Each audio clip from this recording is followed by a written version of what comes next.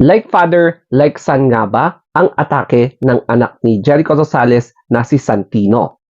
As a basic information kay Santino Rosales, he is 23-year-old na anak ni Jericho Rosales. So he is a professional model tapos football player pa, o di ba? Under Davao Aguilas Football Club. He is currently taking up interdisciplinary business studies sa De La Salle University. Balikan natin. Eto, kung saan kasama ni Jericho Rosales ang kanyang anak na si Santino. And I believe sinundo niya o kaya pinanood niya yung kanyang anak sa kanyang isang competition, football match, no?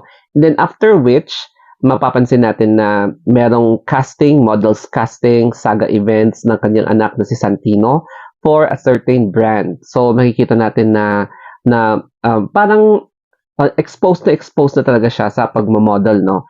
And this is one of his bread and butter bilang isang artista or anak ng artista wherein ayaw niyang umasa sa kanyang ama na kahit alam naman natin na successful ang kanyang ama. So he still opted to alam mo yun, gamitin yung kanyang looks, yung kanyang body physique para magkaroon ng sideline in support sa kanyang education, no? So saludo ako sa mga working students na katulad niya na syempre, alam niyang anak siya ng celebrity, tinitake advantage talaga din niya yung kanyang itsura para magkaroon ng income, source of income para pambayad ng kanyang basic needs o kaya yung kanyang mga academic needs, no?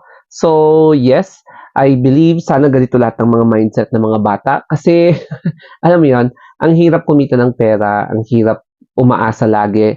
So, yes, proud father talaga si Jericho Rosales kapag ganitong kasipag ang kanyang anak na someday hindi na ako magtataka kung papasukin din niya ang showbiz o kaya papasukin din niya ang mundo ng pageantry, di ba? Before we continue, follow me sa ating Instagram account, The Story of Anthony, pati na rin sa Facebook page, sa TikTok, and sa YouTube kasi malaking tulong na rin ito para sa aming mga content creators.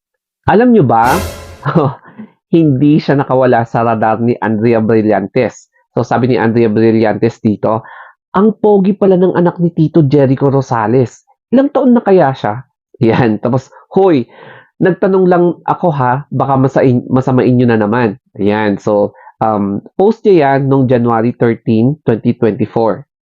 And then, yung isa sa kanyang interview, to be honest po, talagang puro lang po ako nag-church. And I was just strengthening my relationship with God. When you seek God, you find peace. I have peace of mind through Him. So, yun yung sinabi ni Andrea Brillantes. Santino as an athlete.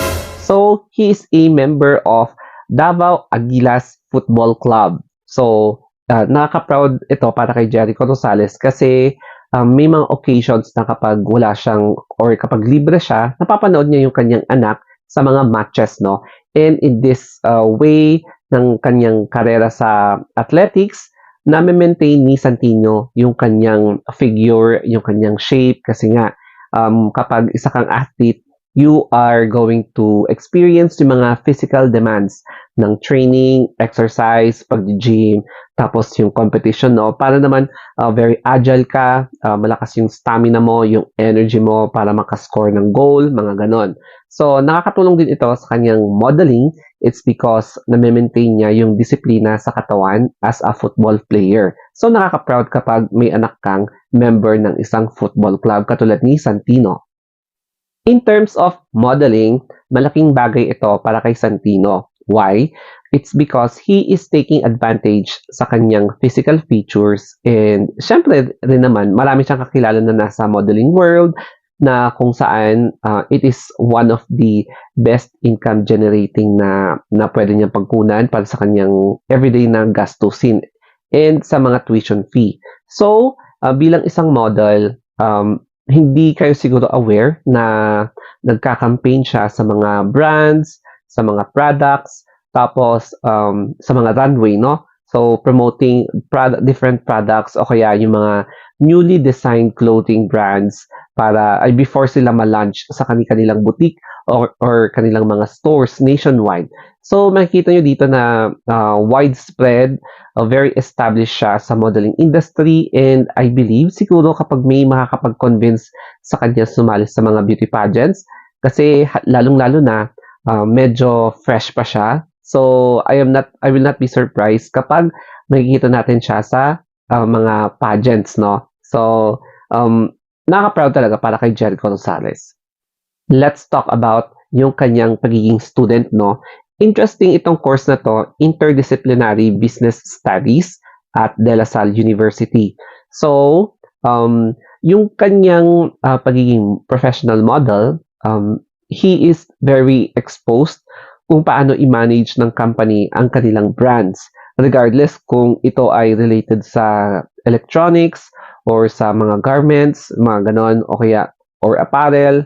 And syempre, bilang isang artista or athlete, I should say, na-orient din siya, na-familiarize siya kung paano palaguin or i-manage ng kanyang mga bosses yung football club nila. So, nagkaroon siya ng idea how to operate them, and in relation sa kanyang course, magkakaroon siya ng idea kung paano, in any case na mag-establish siya ng small business, small medium enterprise in the future, at least alam niya kung paano i-operate ito. So, makakatulong yung mga sidelines niya sa kanyang future career.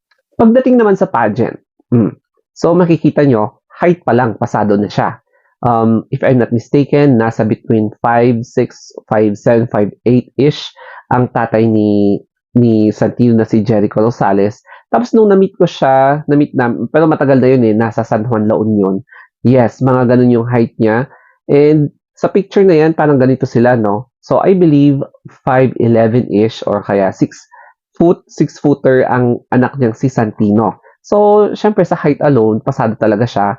And yung physique niya, yung pagiging exposed as a professional model, makakatulong talaga ito para sa kanya if ever man nasasali siya sa pageant na makapag-place. Kasi andyan na yung confidence, andyan na yung experience, andyan na yung genetics na pwede talaga niyang isampal sa mga sa mga judges, sa mga organizers na nag-i-screen sa mga gustong sumali sa national pageants, regional pageants ng isang male pageant. Ayan, mga pageant, eme na yan. So, I will not be surprised kung magpapasa siya ng application as an official candidate ng isang male pageant. So, abangan na lang natin kung ano yung mangyayari in the near future. Once again, eto na nga pala ang anak ni Jericho Rosales na si Santino Rosales. So, he's already 23 years old, full-grown adult, and nasa modeling na siya, athlete, student, o di ba, sang ka pa. So, very busy siya as of the moment, and tignan na lang natin kapag natapos na niya ang kanyang pag-aaral. Ayan. So, ito yung mga photos niya. Makikita niyo talaga na very modelist. He looks tall, no, sa mga pictures. Matangkad talaga siya. And let us wait kung ano yung mangyayari in the near future.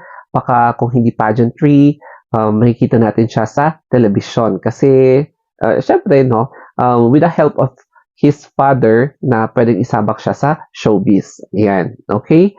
So, I hope nagustuhan nyo itong featured video for today, ang anak ni Jericho Rosales na si Santino Rosales. So, I'm not sure kung Rosales talaga yung tunay na apelyido. So, kung screen name yung Rosales, then tignan na lang natin.